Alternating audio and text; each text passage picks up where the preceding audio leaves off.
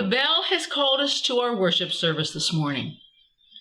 May its tones awaken us to an awareness of the gifts we have been given and of the loving hearts and hands that surround us. Thank you for joining us for this online service of the First Unitarian Church of Alton, Illinois, on this Sunday, the 6th of September, 2020. I welcome you into this community of hope and transcendence.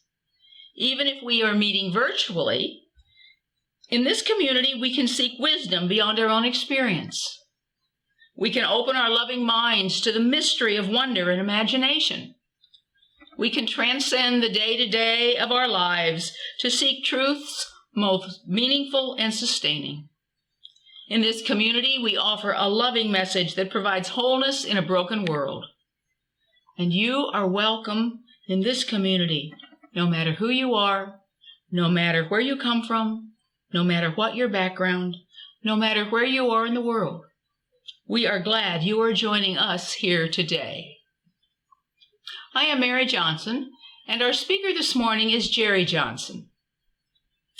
We begin our worship with a prelude by our accompanist, Joy Heft.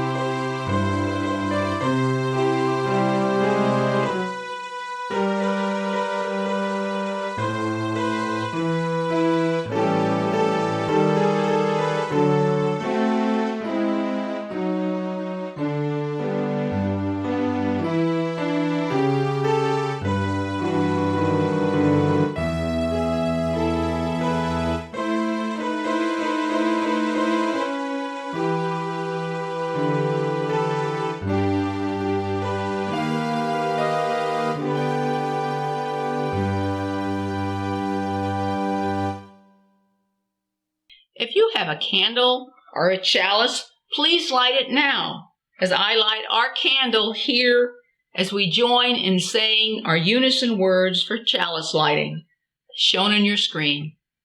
We hallow this time together by kindling the lamp of our heritage. The opening words: as we come into this hour, let us receive the gifts of life, wonder, renewal, and hope, and be strengthened by them, so that in turn we can strengthen the world in them too. Let us worship together. After Joy plays it through, please join in singing our opening hymn, For the Beauty of the Earth, number 21 in the gray hymnal and on your screen.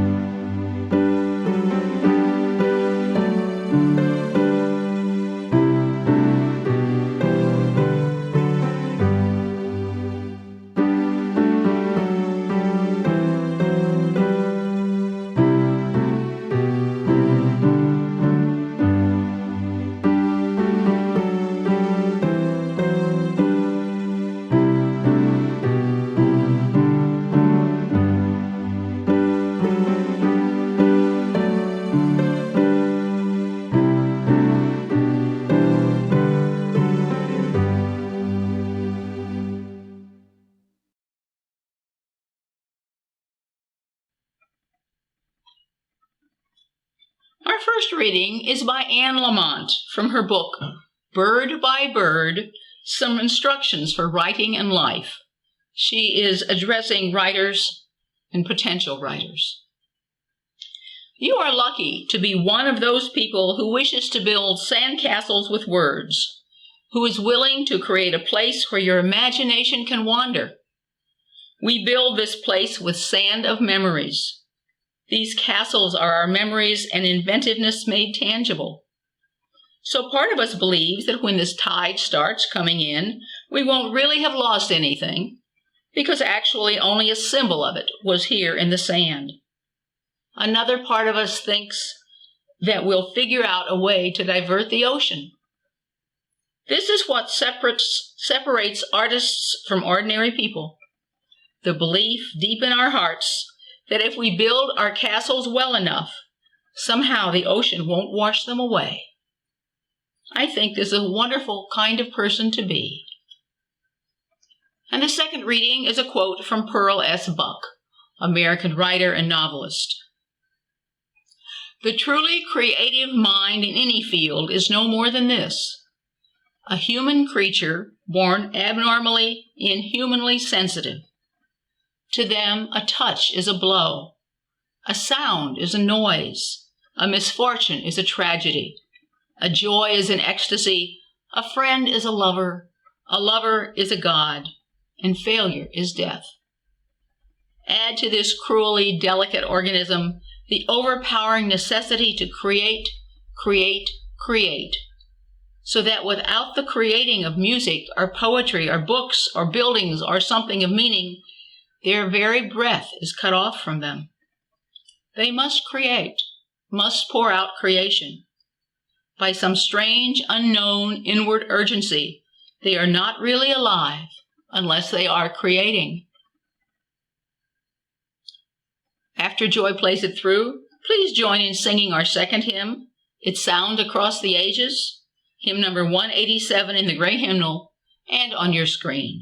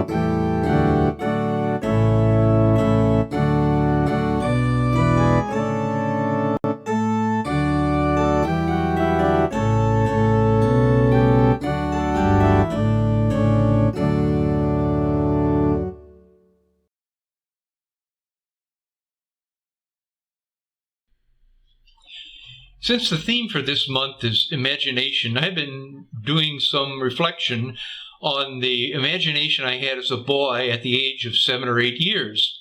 I remember I had a very vivid imagination. As a boy, I remember that I had a lot of interest in space travel and in superheroes. This was before the time of NASA or even Sputnik, so not much was widely known about other planets or the difficulties of traveling to them. I imagined that I had invented a spaceship that could travel quickly to other worlds. I would visit these worlds and find them inhabited by strange beings but not too much different from humans. I would make friends with these extraterrestrials and invent spaceships for them to use. I drew pages of pictures of the different spaceships I had invented, and once I made my mother sit on the sofa next to me while I explained the details of each design. I also read a lot of comic books, and I wondered what it would be like to fly like Superman. I remember daydreaming about being able to fly at a time when I should have been doing my schoolwork. Alas, my imaginary dream worlds did not last long. Perhaps it was having to wear glasses when I turned 9, or perhaps I just grew out of it. Having the gift of imagination is now called thinking outside of the box, and it's still an important part of being successful in our world.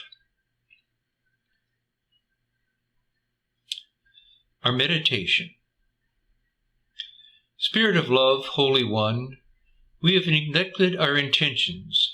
We have been complicit in the pain of others, and yet we know we are not beyond hope. This morning, let us understand how our disappointments can be transformed into lessons and wisdom that will strengthen us for the journey ahead, that we may serve as imperfect channels of love, the vision of the beloved community. Amen.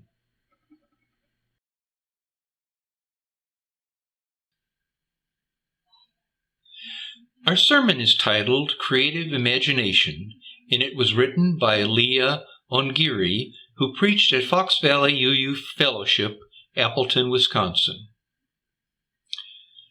When I was in college, a professor began the term by assigning a novel set in a dystopian future where everything was grim and hope was absent. I diligently read the book, which was a science fiction story by Ursula Le Guin, and I'm sure I wasn't the only person thinking that the term was already heading in the direction of being a serious downer. But the professor surprised me. When we arrived back at class the next week, he split us into small conversation groups, asking that we reflect on our ideal society, get as far away as possible from the world the book imagines, he urged. In the utopia of our personal dreams, what would life be like? We had some interesting conversations. One of the cool ideas I remember being tossed out was free public transportation, locally but also globally. Can you imagine that? One fellow student in my group had recently interned with a collective that built housing using environmentally sustainable materials like cob, which is a mixture of clay, sand, straw, water, and earth that's similar to adobe. He shared a long, convoluted plan about everyone getting to create their own one-room living space that would adjoin huge communal compounds he described as being like beehives. I was 19, and I remember thinking it was very sophisticated. But I have been forever haunted by the comment of a smart, thoughtful young woman. She was very quiet and listened to all the ideas presented, but she said, "In my vision of a perfect and ideal culture, anyone who abused or mistreated anyone, especially children, would be severely punished." That's the only conversational contribution she made during that assignment. I hope I will always be first in line to advocate for accountability when wrong has been committed, especially against another person, let alone a child. But in my dreamland of total bliss and complete equality, people would not be harming other people. Couldn't we at least even fantasize about what it might mean to inhabit a place where children were not violated, where we did not have to fear for the safety of our littlest ones? This experience of being confronted with an intelligent and worldly person who had so little capacity to dream big and think outside the box when the opportunity presented itself, helped teach me that imagination is complicated. It can be hard to imagine. In Unitarian Universalism, one of the ways we have access to imagination is through humanism. The worldview of humanism can help us imagine. This may seem incongruent, but it's not. Humanism often gets a bad rap because it can be mistaken for an overly rational perspective, one that is too literal and rigid for expansive beauty and joy. That is one kind of humanism, but I would characterize the flavorless and crotchety kind as secular. It's not interested in religious questions. And it's also fundamentalist sort of humanism. By calling it fundamentalist, I mean that it's an absolutely certain viewpoint, unable to allow for the mystery of the world or the possibility that another truth might be valid in another context or for another person. There's no imagination in that. Religious humanism is not confining in this stereotypical way. Rather, it's one of the least limiting forms of religious expression available to us. The reason it's long been one of the most imaginative religious forces is because it says yes to so much. It asks us to accept that our physical and spiritual lives are the result of vast and diverse influences, including science, history, human thought, and natural beauty. It even holds a place for those mysteries that have not yet become known to us. All these perspectives, philosophical, biological, environmental, are resources. They're tools that we can use to fashion lives of worth and dignity for ourselves. For the religious humanists, and in the past 100 years, religious humanists have also tended to be Unitarians, imagination is the key that provides hope to alleviate suffering. Rather than imagination being rooted privilege, it's the opposite. When times are hard, even oppressive, that's when it's most important. This was a new idea to me, that suffering could be addressed by imagination. The Reverend Louis McGee called this creative imagination. Although he was born into an AME, that is, African Methodist Episcopal family, in Pennsylvania in 1893, by 1927, Louis McGee was connected with the burgeoning humanist movement in its many illustrious Unitarians.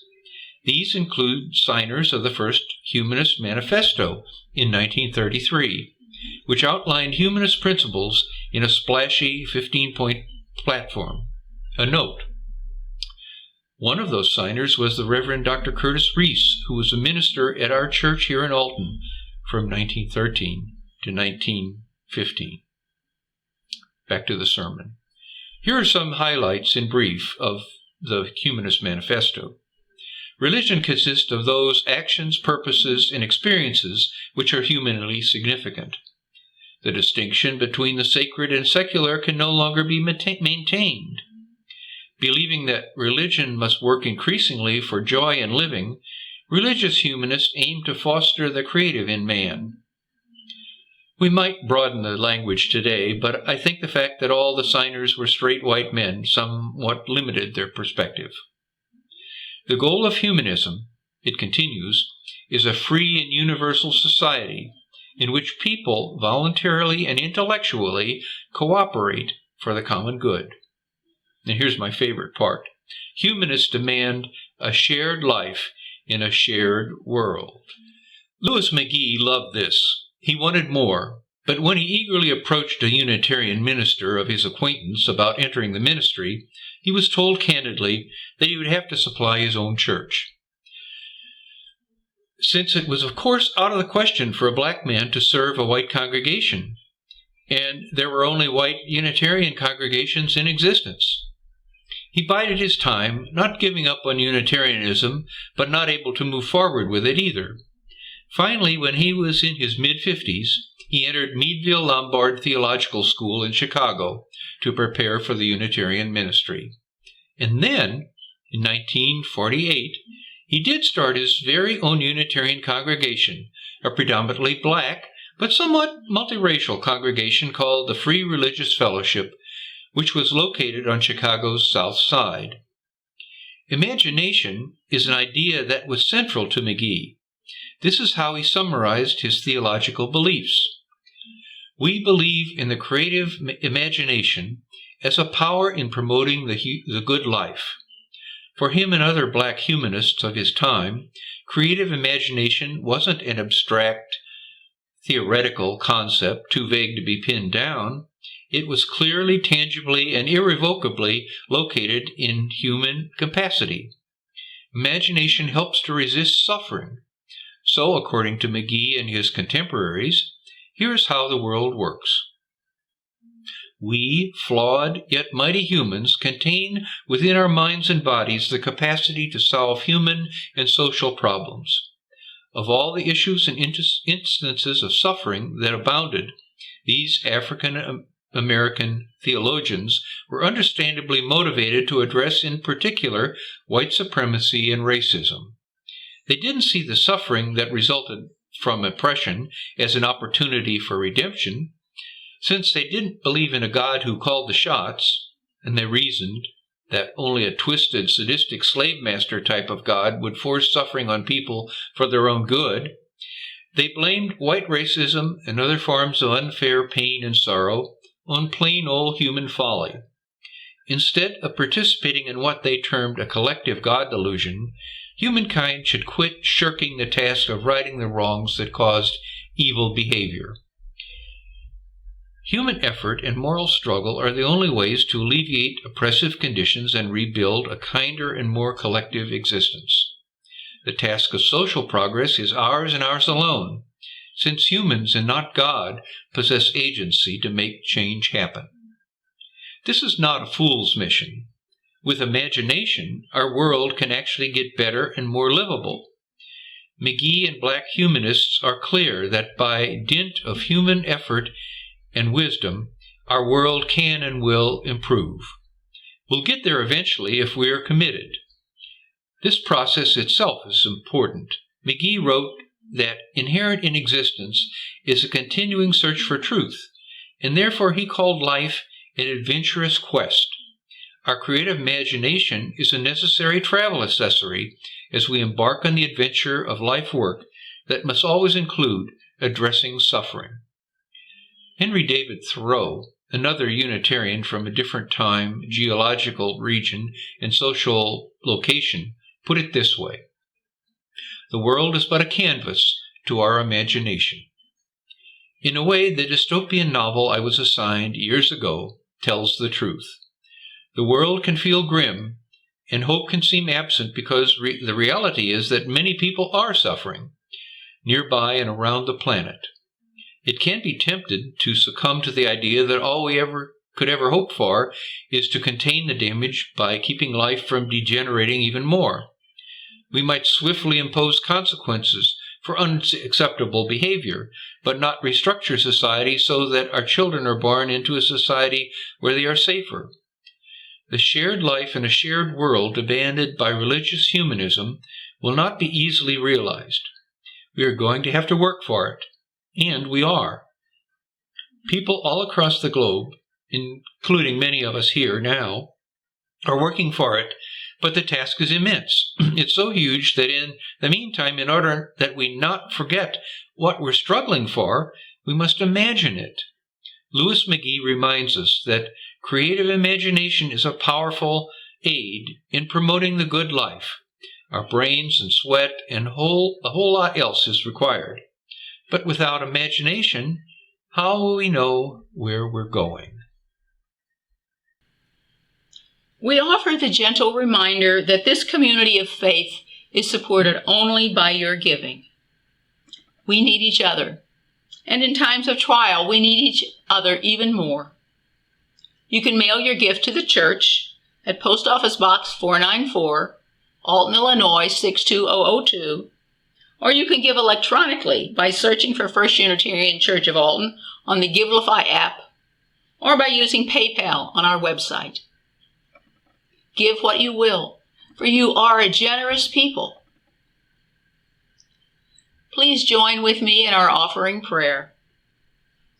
May this offering equip us to inspire love and seek justice. After Joy plays it through, please join in singing our closing hymn, Where is Our Holy Church? Hymn number 113 in the gray hymnal and on your screen.